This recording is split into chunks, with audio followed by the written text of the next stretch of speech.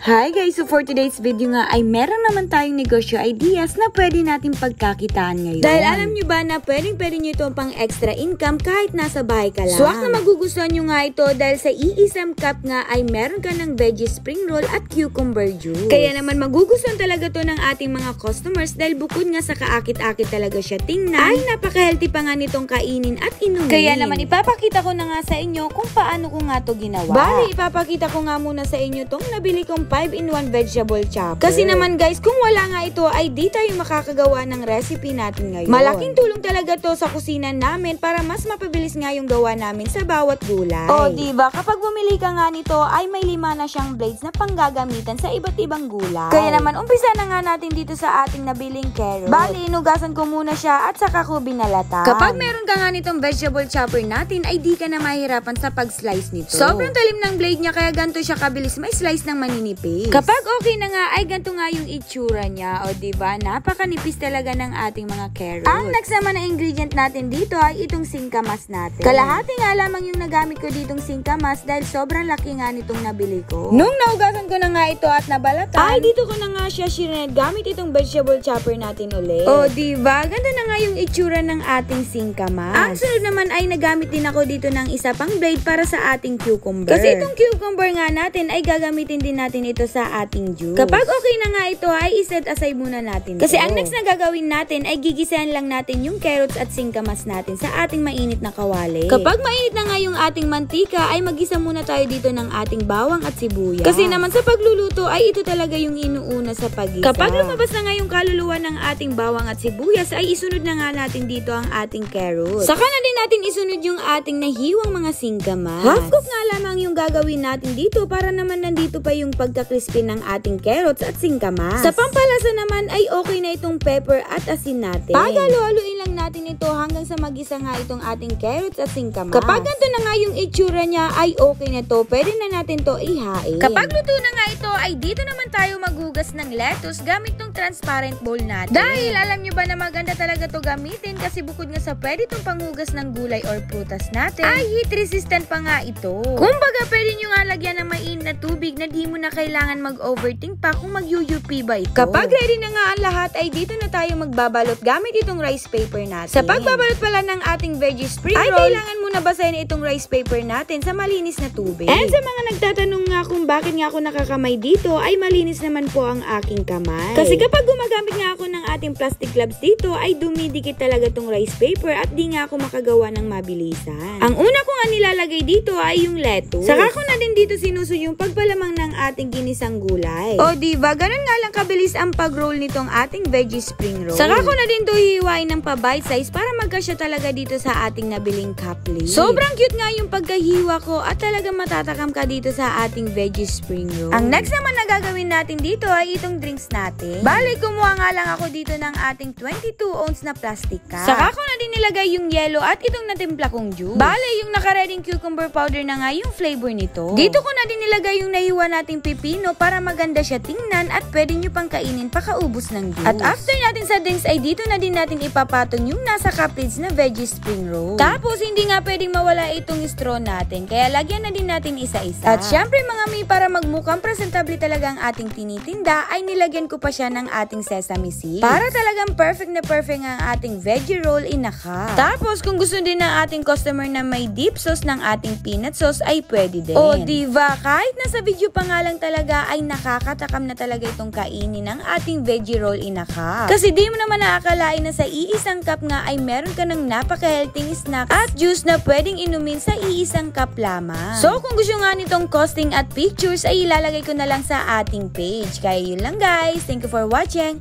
Bye-bye.